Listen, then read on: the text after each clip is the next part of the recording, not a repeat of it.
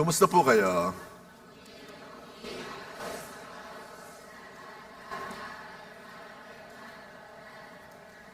Praise God. Praise God. And I say amen to that. Okay. Ang title ng i-share ko sa inyo ngayon ay Peace be with you. Sabihin mo sa katabi mo, peace be with you.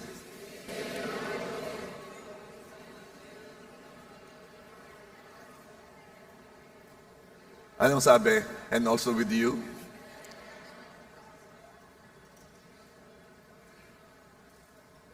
Okay.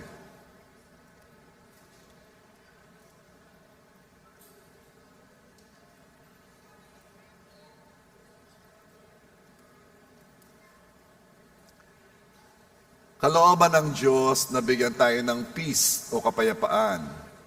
Hindi lang pag nasa langit na, kundi kahit nandito pa.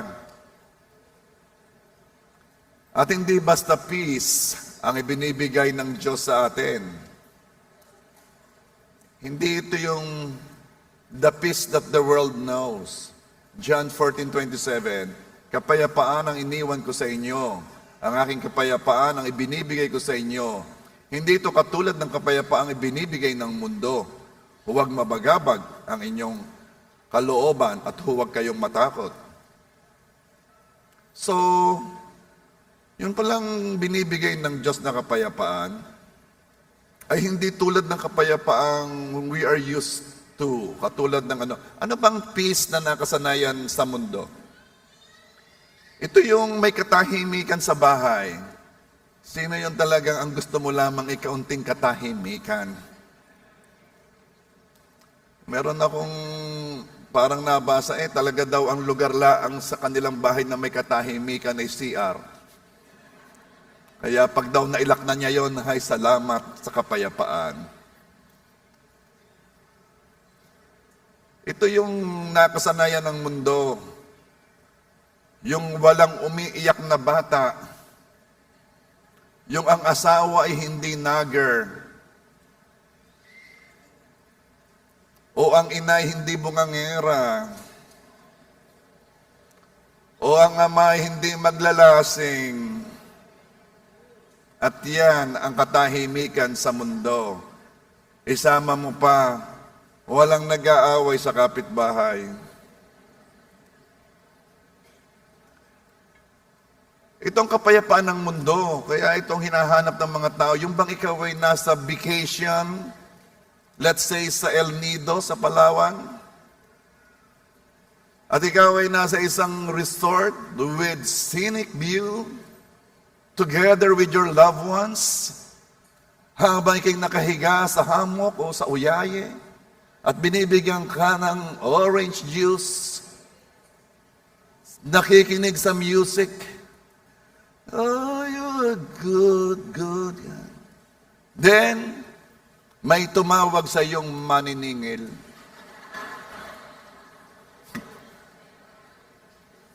Hello? Oh, Mare, napatawag ka.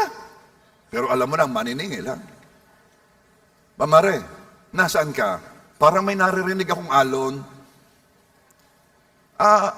Nasa Lemery ako. Ayaw mo mong sabihin, nasa bakasyon ka. At unti-unti, nawawala na ang peace.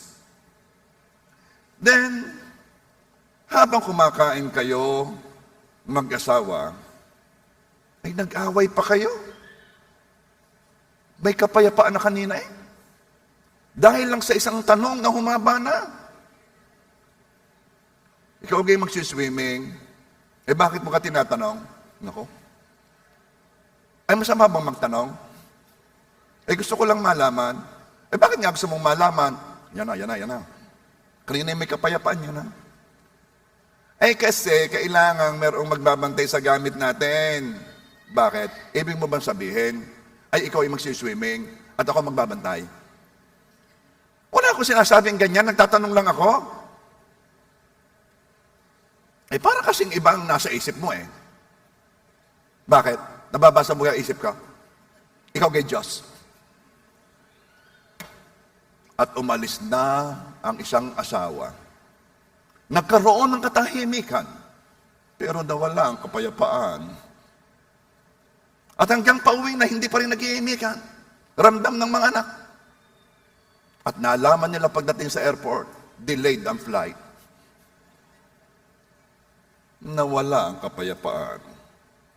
Ito ang kapayapaang ibinibigay ng mundo. This is what I call artificial, unstable peace. Because this peace is very dependent sa situation. Kanina may kapayapaan ka, bigla na lamang nung nagbago-bago ng sitwasyon, nawala na. Ang peace na ibinibigay ng Diyos ay hindi depende sa sitwasyon. Ito ay may kapayapaan ka kahit anong situation. Bakit? Kasi ito ay bunga ng banal na espiritu.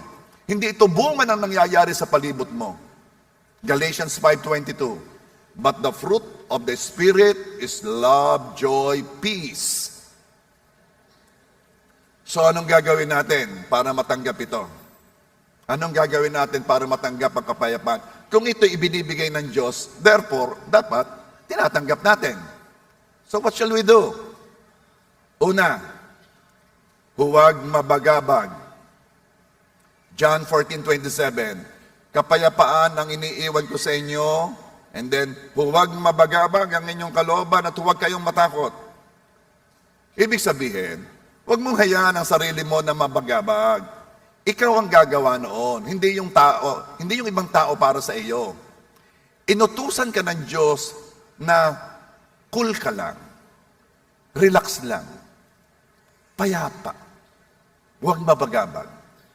At kung iniutos yon, it means kaya mong gawin yon. Hindi naman iuutos ng Diyos kung hindi mo kaya. It means, pwedeng hindi ka magpadala sa emotion mo.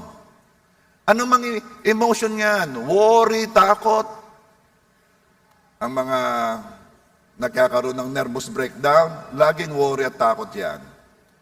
Pero kahit na anong emotion, kahit galit, kung inutos ng Diyos, don't be angry, don't let your anger lead you to sin, ibig sabihin, kaya mong gawin yon. Kaya nga meron pang isang bunga ng banal na espiritu, self-control. Huwag mong gawing ugali ang magwawala kapag ikaw ay galit. Sino dito ang paggalit, hindi mapigilan ng kanyang sarili, lahat ng mahawakan gustong itapon? Ang panalangin ko isang araw pag ikay galit at lahat ng mahawakan gusto mong itapon, wallet ang makita mo.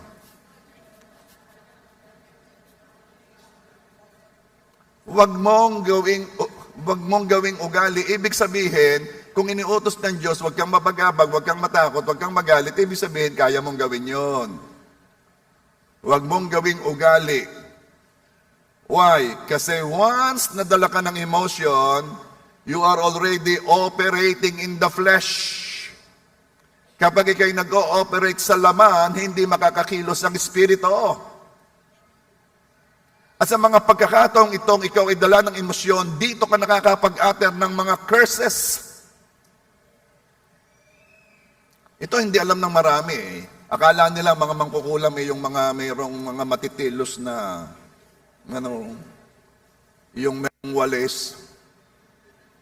Di, iba na po ang mangkukulam ngayon. Ang mangkukulam ay yung nagsasalita ng negatibo at nag-a-utter ng mga galit, sumpa sa kanino mang tao, mangkukulam yan. Bakit? Hindi kasi natin nalalaman ang kapangyarihan ng ating dila.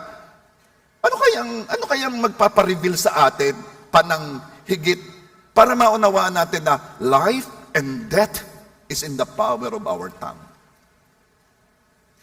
Alam mo ba kung bakit ikaw ay inuudyo ka ng kaaway na magalit? Para mawala ang kontrol mo sa iyong dila. Tingnan mo mga galit. Dire-diretso yan. Mga bagay na hindi niya sasabihin kung hindi siya galit. Tingnan mo mga takot. Dire-diretso yan. Mga bagay na hindi niya sasabihin kung hindi siya takot. Now you know kung bakit ikaw ay medyo tinetempt ng kaaway na ikaw ay mabuhay o ikaw ay madala ng emosyon. Because emotion usually, kapag hindi ito kontrolado, is operating in the flesh. Don't let your anger lead you to sin. Bakit? Kasi pag galit na, nag-ooperate sa flesh, talaga makakasala ka. You may curse others. Sa babugso ng damdamin, makakaimi ka. Pak! May mga taong kapag sila magkukwento ng they don't even know they're cursing the people that they're talking about. Naku, itong aking anak, hindi ko na malaman ang gagawin ko sa batang iyan. Hindi ko malaman talaga, bakit ka? Saka ka naman nakakita ang agang-agi tulog pa. Anong mangyayari diyan? Anong mangyayari sa batang iyan? Pagkakiganyan? Sandali. Itigil mo lang panunumpa. Hindi ako nanunumpa. Ako yung nagsasabi lamang ng aking emosyon, ng laman ng aking puso. Yun na yun. You are cursing your loved ones. Kasi hindi natin alam, masyado tayong sanay Hindi natin alam, ikinanunumpa ng iyong mga mahal sa buhay. Lalo na kayo, people who are in authority, kayo mag-ingat sa inyong salita, ha? Kayo mga magulang, mag-ingat kayo sa inyong salita sa inyong anak. Ikaw, tatay, mag-ingat ka ng salita mo sa iyong asawa because you have the leader, you have the authority, may kapangyarihan ng salita.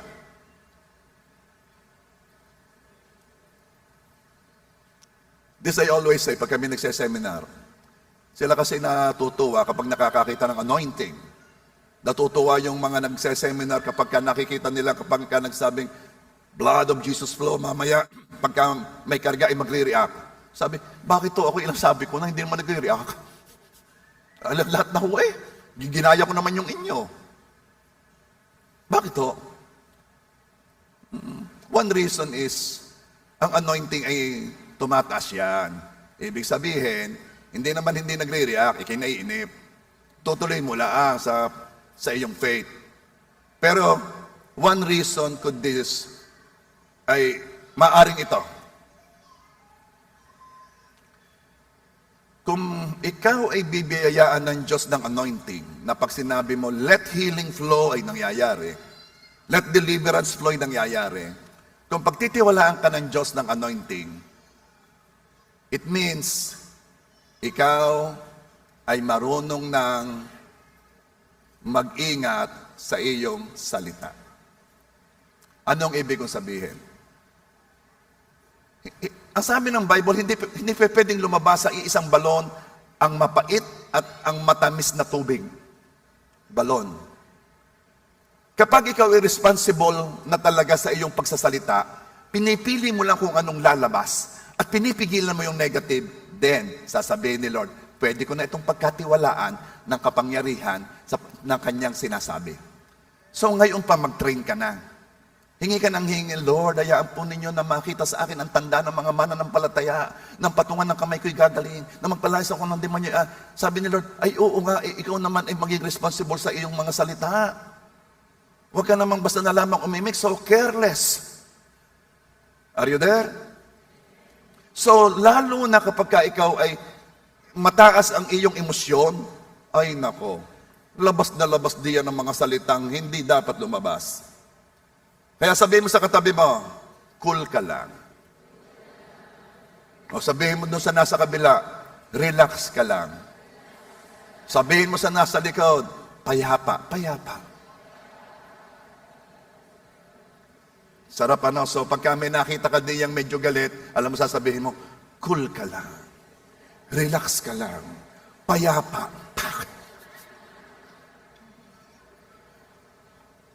Bakit? Kasi pwede. Huwag mo nga akong ikukulkul. Anong wag? Pwede. Pwede talagang pigilan na yung damdaming yan. Kayo lang kasi hindi sanay. Kayo talagang nagpapadala. Ano? Sino dito yung malimit mag-meltdown? Alam mo yung meltdown? Yung wala nang control.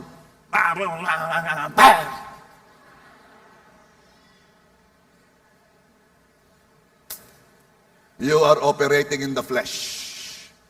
You are using your emotion, your soul to control people. That, my friend, is called charismatic witchcraft. At ang sabi ng Diyos, cool ka lang. Ron na ito. Sabihin mo sa Ron na okay, sabihin mo, cool ka lang. Hanap ka ng tatargetin. Maghanap ka ng nakasimangot. Sige, sabihin mo, cool ka lang. O kayo naman, gumanti kayo din eh. Hanap ng nakasimangot. Sabihin mo, relax lang, relax lang. Kayo naman, sabihin nyo rin mga re, payapa, payapa. Kayo naman, sabihin nyo, wala akong pakialam sa inyo. Kailangan talaga itong mga ito yan. Ang peace ay ibinibigay ng Diyos. Kung hindi mo papayapain ang sarili mo at mananatiling mataas ang level ng emosyon, mag-ooperate ka sa laban, hindi mo matatanggap ang peace na ibinibigay ng Diyos. Are you there? So let's talk about this. Paano ho ba payapain ang sarili? How will I pacify myself?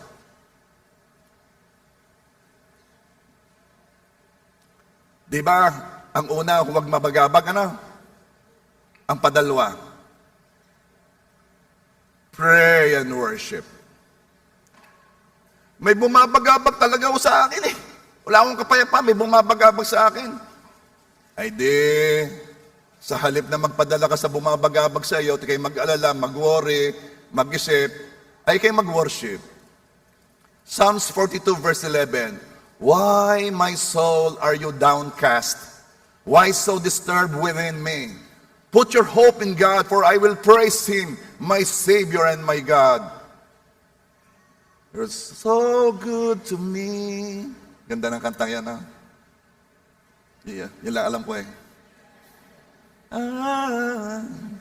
Sabi ko, Lord, ba't nga naman hindi mo ko binayaan ng magandang boses?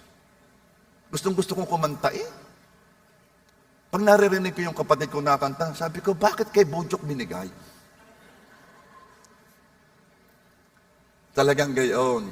Ang Diyos ay mapagbiyaya, binibigay niya ang biyaya sa gusto niyang biyayaan.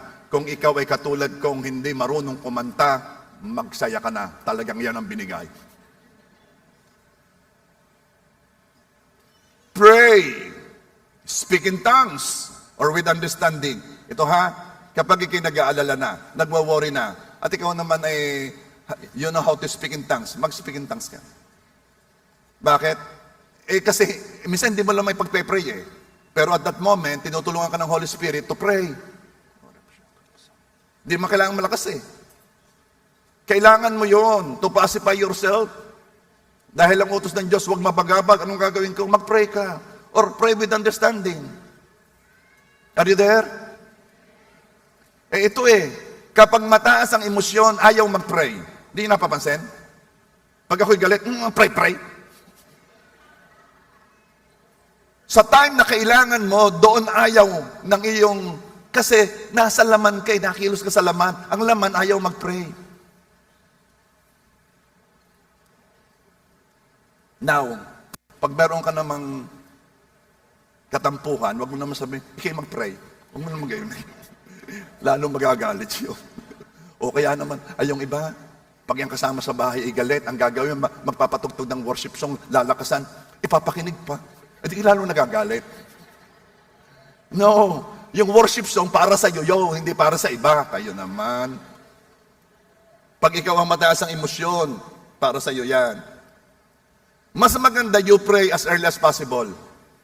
Nagsisimula pa lang kayo mayamot, mag-pray ka na. Huwag mong hintayin, naka-momentum na ang worry, ang fear, bago ka mag-pray. Ako ilan ang nakausap kong mga expert mag-worry eh. Meron pong ganyan, yung magagaling mag-worry. Kanila po talagang napag-aralan kung paano. Sa haba ng panahon, sa galing nilang mag-worry. Ang sabi nila, pag ako nagsimulang mag-isip, dire-diretso na eh. Maya-maya hindi ko na mapigilan. Pasok na lahat ang negatibo, mamaya ako lungkot na, depressed na ako. Kasi expert sila. Naturuan nila ang kanilang brain kung paano mag-worry. At itong sabi nila, kapag daw naunahan na sila, hindi na nila mapigilan. Kaya naman, ang aking payo, unahan mo early in the morning, pray ka na. Kung merong pag bumabagabag sa iyo, unahan mo na ng pray para wag siyang makamomentum. Para mamaya nag-ooperate ka sa spirit, di ka nag-ooperate sa flesh. Philippians 4 verse 6, Do not be anxious about anything, but in every situation, by prayer and petition, with thanksgiving, present your request to God. Sa halip na kayong mag-alala, ay di mag-pray. Pero ako, sabi ko, kakatuwang verse na to, sabi niya, mag-pray with thanksgiving. Tinuturuan ka talaga ni Lord na manampalataya. Actually, this is a command eh. Do not be anxious. It's a command. Instead, pray with thanksgiving. Lord, bakit with thanksgiving? Eh, kasi you are acting in faith pag nagpapasalamat ka na. Ibig sabihin, tinanggap mo na. Again, once you pray, unahan mo ng ganito, Lord, salamat po dahil alam ko na pag ako'y nagpa-pray, naririnig po ninyo ako. Ba't po yun ang una yung sinasabi? To tell yourself, para tumaas ang faith mo, because you are saying, according to what the Bible says, the prayer of the righteous person availeth much. So sinasabi mo lang yon para mamaya magkaroon ka ng confidence sa pagpipray mo. Kaya mamaya, Lord, ito po ang medyo iniisip ko ngayong umaga, pero Lord, binibigay ko ito sa iyo. Salamat po, because you are in control over my day, over my life, you are in control over my business, over my studies, you are in control over my family. Salamat po, with thanksgiving. At anong magiging resulta? Philippians 4:7, yung sunod na verse. And the peace of God, which transcends all understanding, will guard your hearts and your minds in Christ Jesus. At ang kapayapaan ng Diyos, na lampas sa kaunawaan. Bakit? Kahit pangit ang sitwasyon, di maganda sitwasyon, may kapayapaan ka eh. Hindi ganun ang mundo eh. Lampas sa kaunawaan ng mundo yun eh. Ba't ito? Payapang-payapa kabigat nitong kinaharap na ito. Will guard your hearts and your minds in Christ Jesus. Bakit kailangan bantayan ang isipan at ang puso sa Panginoong Hesus? Para wag kang mag-operate sa laman. Kasi pag nag-ooperate ka sa flesh, puro emosyon yan, hindi mo matatanggap ang kapayapaan manggagaling sa Diyos. Para maingatan ang iyong isip at ang iyong puso. Are you there? So nasa number 3 tayo. Trust Him. Romans 15, verse 13. May the God of hope fill you with all joy and peace as you trust in Him. Kasabay pala yun. May the God of hope fill you with joy and peace as you trust in Him. Napupuno ka ng peace as you trust in Him. Hindi ka magkakaroon ng peace kung hindi ka nagtitiwala sa Kanya. So that you may overflow with hope by the power of the Holy Spirit. Pag-usapan muna natin yun So that you may overflow with hope. Alam mo, kapag nawawala ang peace, nawawala ang gana mo sa future, nawawala ang gana mo, you just don't care anymore. Wala nang kapayapaan Nawawala ang pag-asa sa magandang bukas. Alam ba niyo kung bakit kayo pinagko-confess ko lagi? Simula pa lamang, kumusta kayo? Ano sinasagot niyo? Pabuti ng pabuti. The mere fact na sinabi mo na pabuti ng pabuti, it means you have hope for the good and beautiful future. Yun po ay hindi masabi ng iba. Pag sila'y walang kapayapaan, kumusta ka? Allah, kumusta. Walang gana sa buhay. Kaya kailangan na ikaw ay may peace so that you may overflow with hope. Kailangan natin yan. Kailangan natin ng hope para ganado tayo sa buhay. We know that peace are fruit of the Holy Spirit. Meaning, pwedeng lumabas ang peace kahit sa pangit na sitwasyon. At mapupuno lang tayo ng peace in any situation habang nagtitiwala sa Kanya as you trust in Him. So, palawakin natin ang kaunti ito paano ba magtiwala sa Diyos, Pastor? Paano magtiwala? Now that I understand na ang peace ay kaduktong ng pagtitiwala. 1 Peter 5 verse 7, ipagkatiwala ninyo sa Kanya ang inyong mga alalahanin sa buhay, sapagkat Siya ay, kindly read, 1, 2, 3, go. Trust God because He cares. Magtitiwala ka lang sa Diyos kung alam mong siya ay nagmamalasakit sa iyo. And we need a revelation of how God cares. Ito'y nabanggit ko sa midweek service. Sabi ni Pastor BJ, hindi po Ay talagang nawala ang alalahanin ko. Nakaranas na ba kayo na may taong nagmalasakit sa inyo? Kasi nagtanong ako doon sa midweek service Sabi ni Sister Nilda, yes, meron daw nagsama sa kanya sa hospital at the time na hindi niya alam ang gagawin. Sabi naman ni Sister Monet, may nagmalasakit daw sa kanya na sinabi sa kanya yung dapat niyang marinig kahit pa siya'y magalit. Kasi nagmamalasakit daw sa kanya. So, kanya-kanyang sabi ng mga kanilang naranasan na natanggap na pagmamalasakit. Actually, pinagmalasakitan ka means inintindihan kapakanan mo. May nag-scholar sa iyong pag-aaral, nagmalasakit. Ibig sabihin, they don't need to do that. Pinaluwagan noong gipit. Somebody guided you in your business. Wala kang alam, pero i-guide ka, pinagmalasakitan ka. Tinulungan kang makapag-abroad. Alam ko yung family, lagi ang gusto niya kapag may isang nakapag-abroad, madala ang kanyang kapatid, madala ang kanyang magulang. At nung dinala ang magulang, 1 linggo pa, gusto nang umuwi. Napansin ko pag medyo may age na yung dadalhin mo doon, masyado na silang sanay sa Pilipinas, hindi na sila maka-adapt. Ang tingin ko yung abroad ay para sa mga, bata-bata. Mga 64, 65. Alam natin kung ano ang pagmamalasakit dahil naranasan nating pagmalasakitan. Noong pinakialaman ka, dapat ka ng pakialaman. Bakit? Ay lulong na sa droga hindi pa papakialaman. Wala yan sa tamang takbo ng isip. Dali niya sa rehab. Pinakialaman ka dahil dapat ka ng pakialaman. Bakit?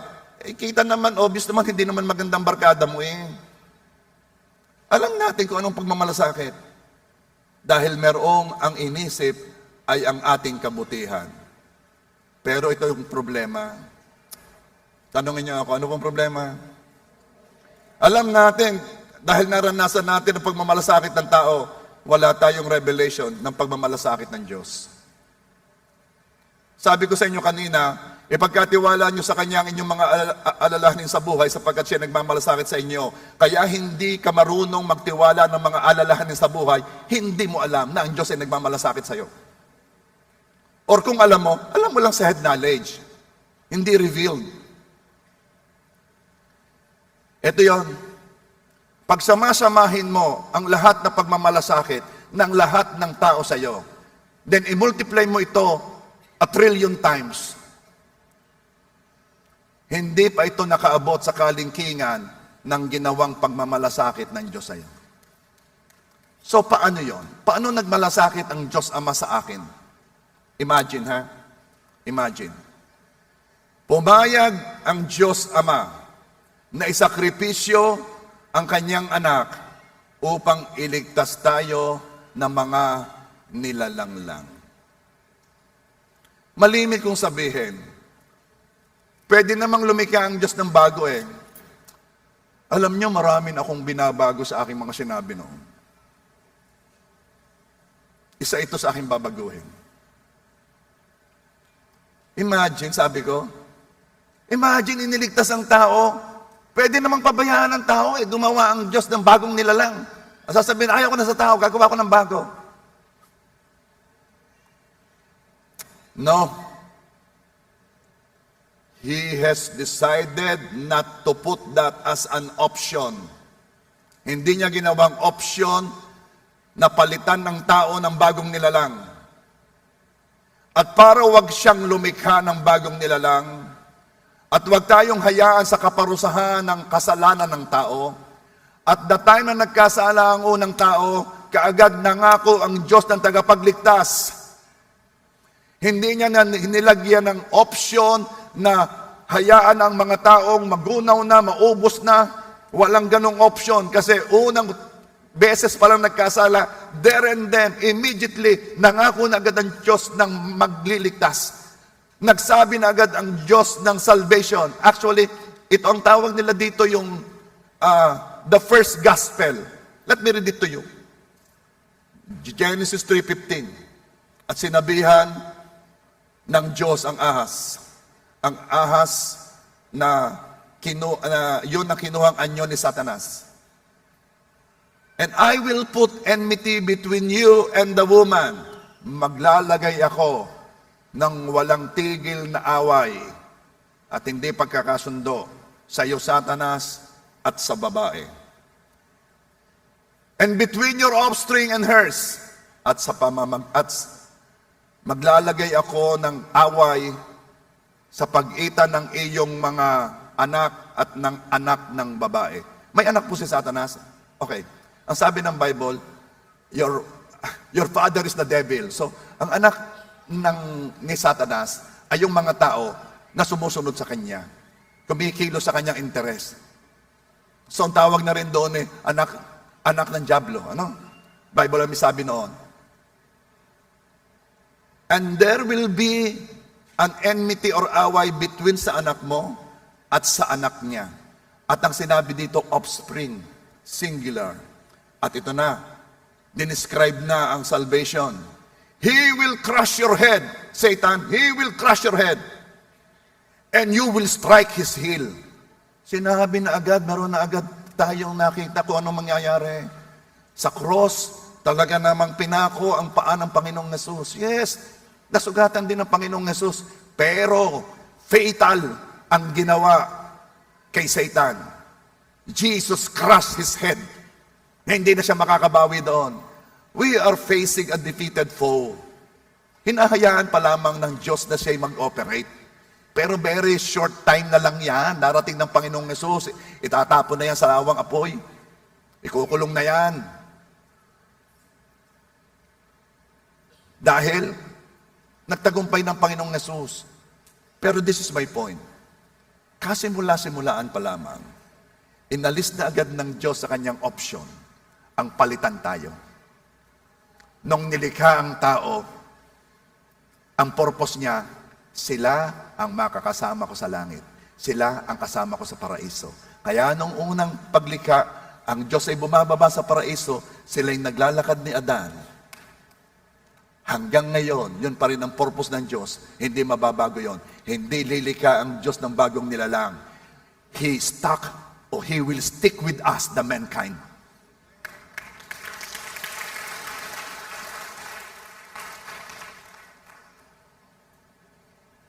Sobrang pagmamalasakit. In spite of our sins and shortcomings, ginusto pa rin ng Diyos Ama na makasama tayo sa langit. He saved us. Sobrang malasakit. Paano nagmamalasakit ang Diyos? Hinayaan ng Diyos Ama na parusahan ng sobra si Jesus sa kasalanan tayong gumawa. Sobrang malasakit eh. Hindi naman tayo pwedeng iligtas ng basta lang eh. Lagi ko namang binabanggit sa inyo eh. Dinadramatize ko pa nga yung ginawang pagbabayad ng Panginoong Yesus eh. Pero itong gusto kong bigyan din ngayon. Huwag lang ninyong tingnan yung sobrang laki ng kabayarang ginawa ng Panginoong Yesus. Huwag lang yon. Ito ang tingnan mo ngayon. Ang tingnan mo ngayon ay kung sino ang nagbayad. Si Jesus na walang simula at walang katapusan. Si Jesus na pinaglilingkuran ng mga anghel. Si Jesus na siyang lumalang sa lahat. Si Jesus ang nagbayad ng kasalanan natin. Ang lumalang ang nagbayad ng kasalanan ng nilalang. Sobrang malasakit.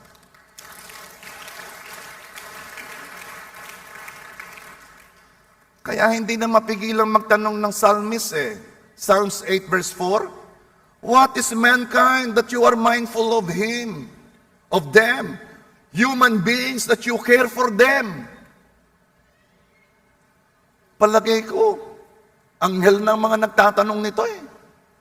Ano bang mga tao na masyado mo silang inaalala? Ano ba ang mga human beings na sobrang pagmamalasakit mo sa kanila? Ano bang nakita mo sa kanila? Tinatanong ng Diyos, ano bang nakita sa atin?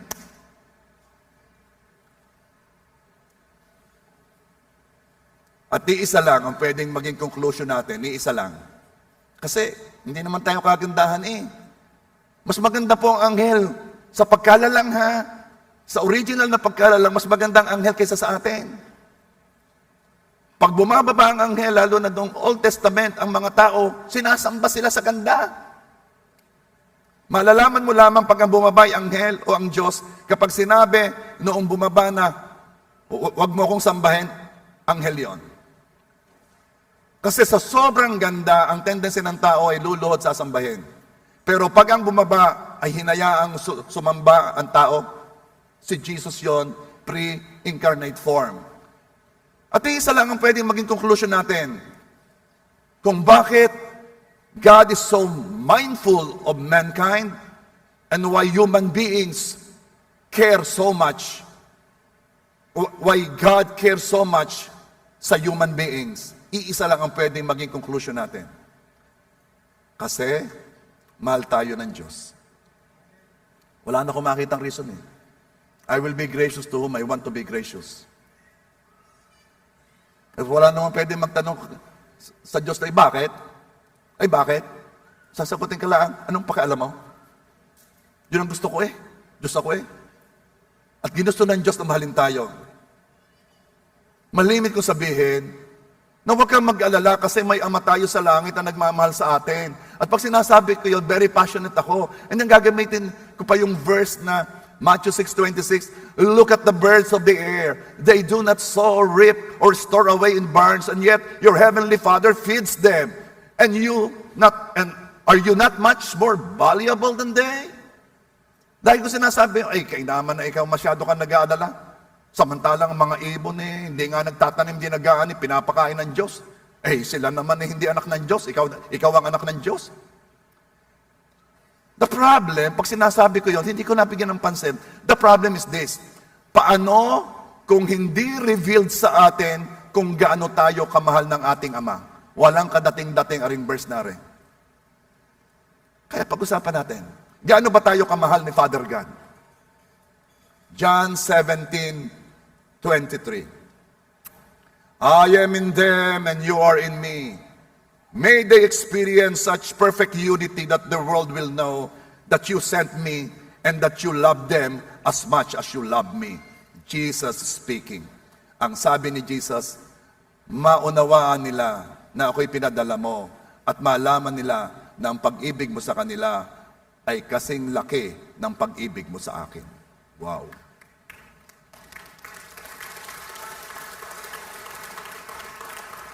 Sabi ni Jesus, maunawaan daw natin na kung papaano minahal ng Diyos Ama si Jesus, yun din ang pagmamahal sa atin. Maunawaan daw natin. Nagpe-pray si Jesus, maunawaan natin. Bakit? Kasi kahit ako'y nahihirapang unawain.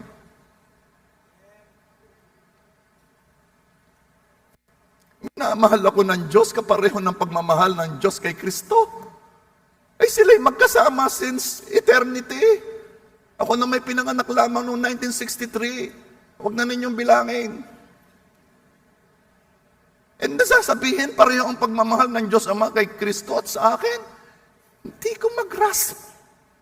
Hirap ako unawain at tanggapin. Bakit? Sobra to. Ang pag-ibig ng Ama sa akin, pareho ng pag-ibig niya kay Kristo. Ang bugtong niyang anak.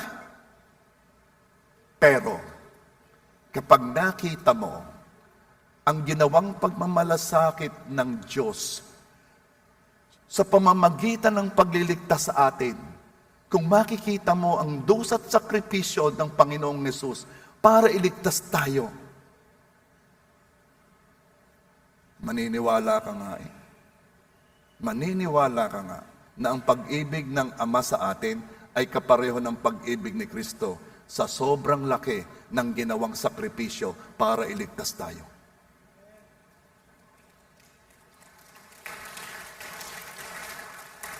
Bear with me.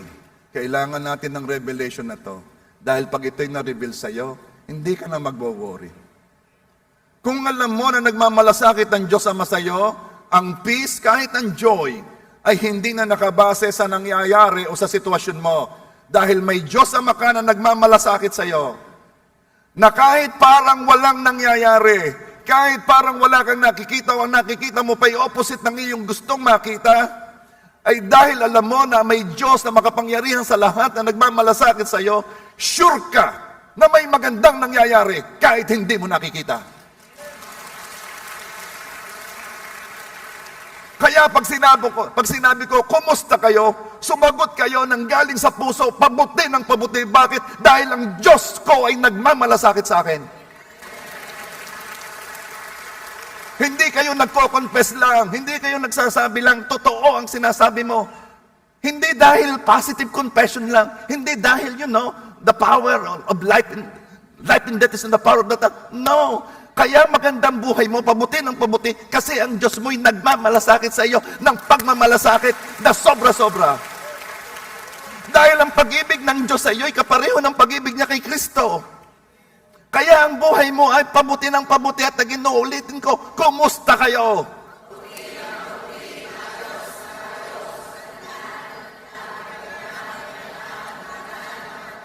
Amen! At pag tinanong kayo, bakit mo lagi sinasabi yan? Ang isagot mo, dahil ang aking Diyos nagmamalasakit sa akin.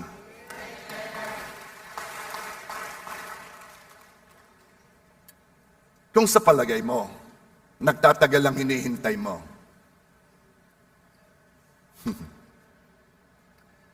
sa halip na mainit, remember, may nagmamalasakit sa iyo. Sabi ni Vlad Sabchuk, kumpare ko yun delay is not denial, it is protection. Sige, magmadali. Ismael ang lalabas diyan. Kaya hindi pa iniingatan ka ni Lord.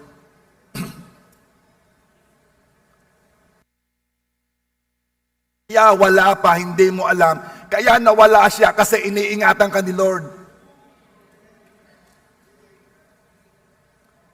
Kaya habang ikaw ay naghihintay, enjoy your life.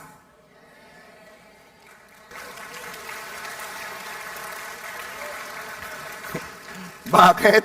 Kasi may Diyos na nagmamalasakit sa iyo. And I pray, ma-reveal sa iyo to dahil itong susi ng iyong mapayapang buhay. Peace is a result of trust, and you only trust someone who cares for you. Kaya pag may nag-offer sa iyo, ikay mag-member at ikaw ay kikita ng limpak-limpak na salapi. Ang itatanong mo lamang, do you care for me? Nagmamalasakit ka ba sa akin? Bakit mo tinanong? Bakit mo ako bibigyan? Siyempre, magtitiwala ka lamang sa sino man na nagmamalasakit sa iyo. Itong babagong dating na ito, na kung ano-anong pinapangako sa iyo, naniniwala ka ba nagmamalasakit siya sa iyo?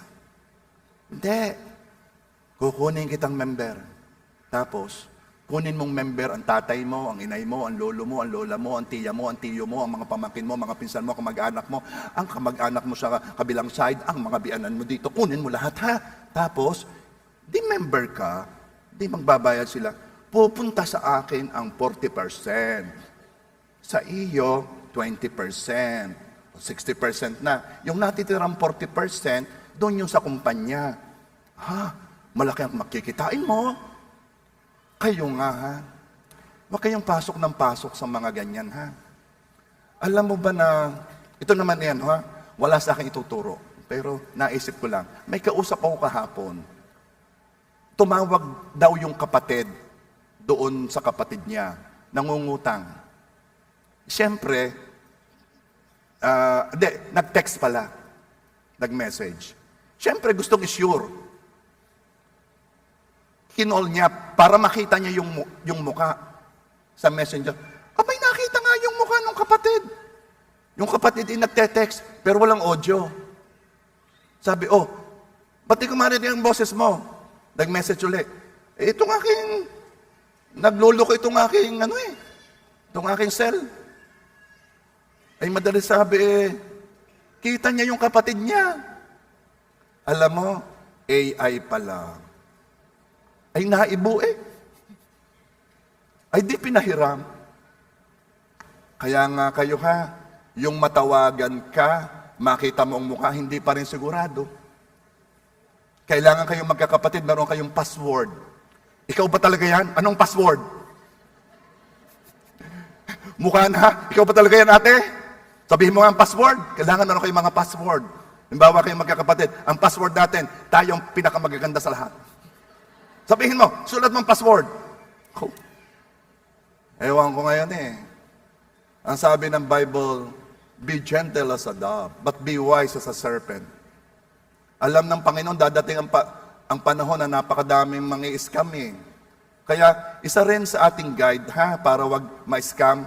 Anyone coming to you, promising you kung ano-ano na, Yamashitas, treasure, Marcos, money, na treasury bills, ang daming hindi mo naman naintindihan. Ang mga cryptocurrency, itanong mo lamang sa kanya, do you care for me?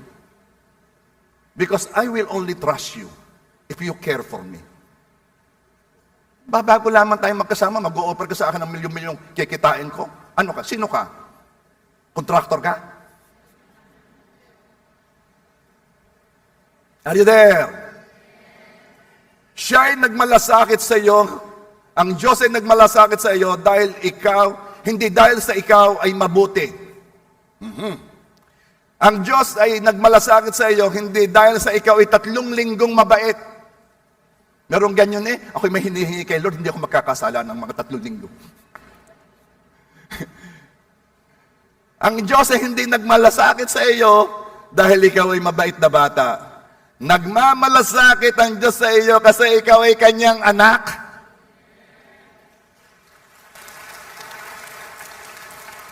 Napakaganda ng illustration ng prodigal son. Alam mo, by nature, mas madaling mahalin yung mga mabubuti, yung mababait sa iyo. Mapera anak mo. Kasi pag anak-anak At yung prodigal son, di ba alam niyo istorya? Kinuha ang kanyang mana, kinuha lahat, nagliwaliw, inubos ang pera, at nung wala na ang pera, bumalik na. Ay tinanggap nung ama hindi basta tinanggap tuwang-tuwa, walang nabago. Kung ano ang pagmamahal ng ama, nung umalis ang anak, yung pa rin ang pagmamahal ng ama, nung bumalik ang anak. Bigyan ng sandalyas, bigyan ng singsing, bigyan ng balabal, magpatay ng baka. Hindi na bago. May sasabihin ako sa iyo, wala nang ibang magmamalasakit sa iyo ng lampas pa sa iyong Diyos Ama. At kung ikaw man ay sa iyong palagay, ikaw ay nag-backslide, ikay lumayo, bumalik ka, hindi nagbabago ang pag-ibig ng Diyos sa iyo. Hindi nagbabago ang pag-ibig ng Ama sa iyo.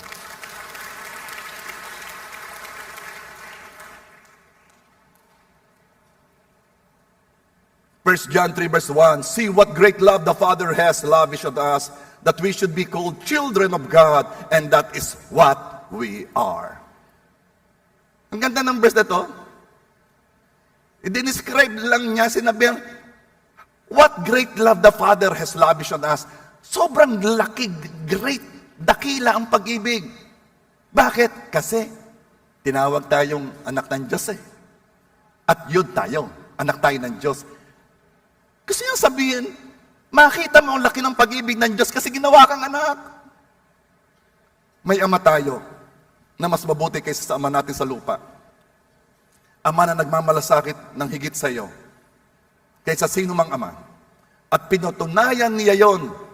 Romans 5 verse 7 and 8, very rarely will anyone die for a righteous person, though for a good person someone might possibly dare to die. Verse 8, but God shows His love for us in that while we were still sinners, while we were still His enemy, Christ died for us. Meron daw mga tao maaaring mamatay para sa mabuting tao. Very rarely, mamamatay para sa mabuting tao, yung mga bayani, Pero iba ang Diyos. Ang Diyos ay namatay para sa kaaway. Christ died for us. Kaya, sige, may 30 po. Hindi kayo magkasundo-sundo ng pagpalakpak eh. Pagpalakpak na ay hindi, wala sumabay. Pag gusto mong pumalakpak, biski mag-isa ka, ay pumalakpak ka na, ha?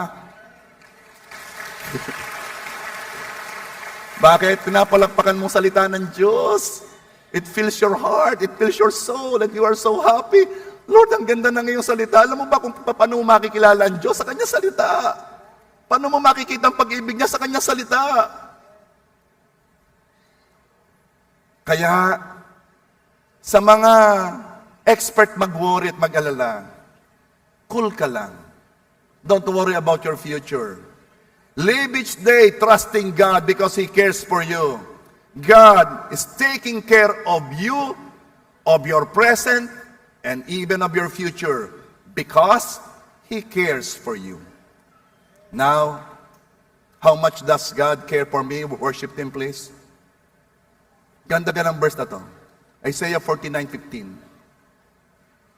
Can a mother forget the baby at her breast and have no compassion on the child she has born?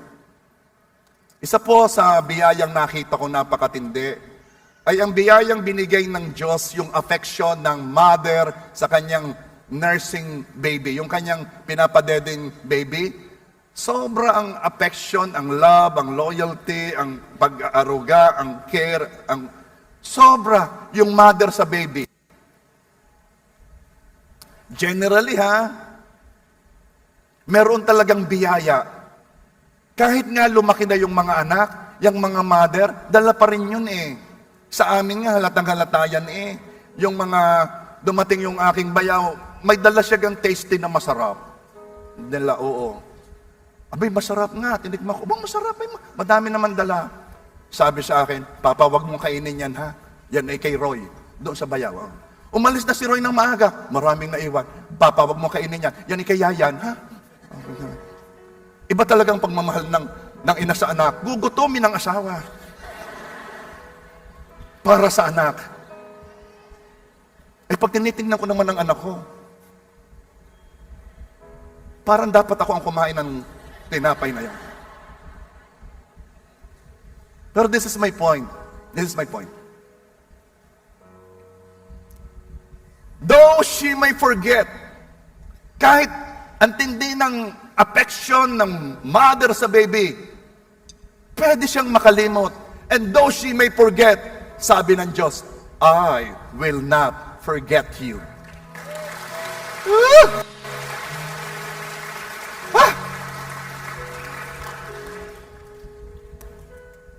May kilala ako nagpatato. Girlfriend niya, yata yung, crush, hindi ko malaman eh. Sinulat ang pangalan ng babae. Ay nag-break. Kayo wag patato ng patatuhan. Nag-break. Ay pero at least, pinakita niya ang kanyang feelings. Wala kayong sinabi sa Diyos, hindi malalampasan ng Diyos. Alam mo sabi ng Diyos sa sunod na verse, Isaiah 49 verse 16, See, I have engraved you in the palms of my hands. Nakasulat ang pangalan mo sa kanyang mga palad. Woo! Come on!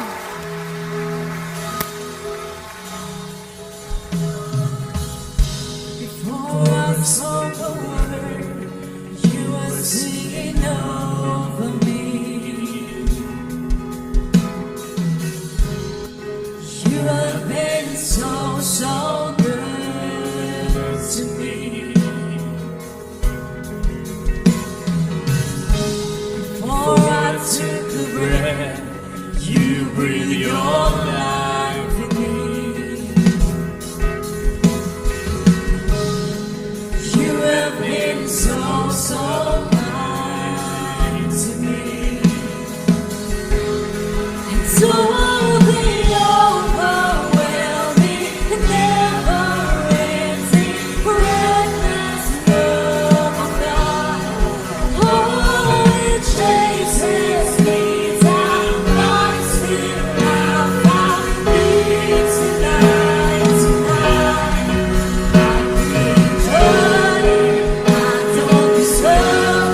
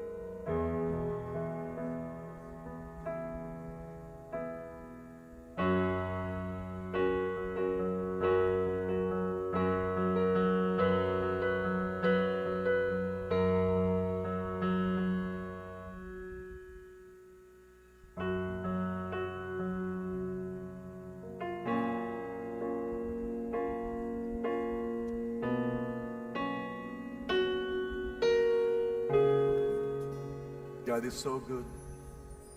I call you faithful for the promises you've kept and every need you've met. Lord, I'm so grateful. You will lead me every step, and I'll never will forget. And when I think of how you bless me, how you have never let me go.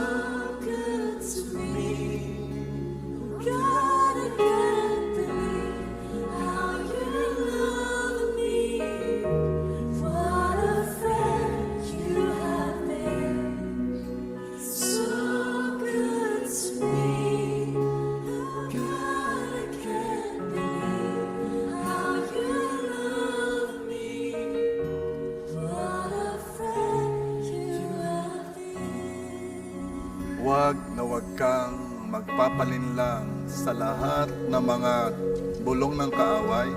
Huwag kang magpapalinlang sa mga gustong ipakita ng sitwasyon at paniwalain ka na hindi ka napapansin ng Diyos. Mahal na mahal ka ng Diyos, nagmamalasakit siya sa iyo. Hindi siya titigil ng paggawa ng kabutihan sa iyo. Ikaw ay lamang na lamang sa iyong Ama. Ang pabor ng Diyos ay nasa iyo. Kaya humanda ka, maganda ang iyong buhay, paganda yan ang paganda. And you will live this life na ikaw ay full of hope at may kapayapaan.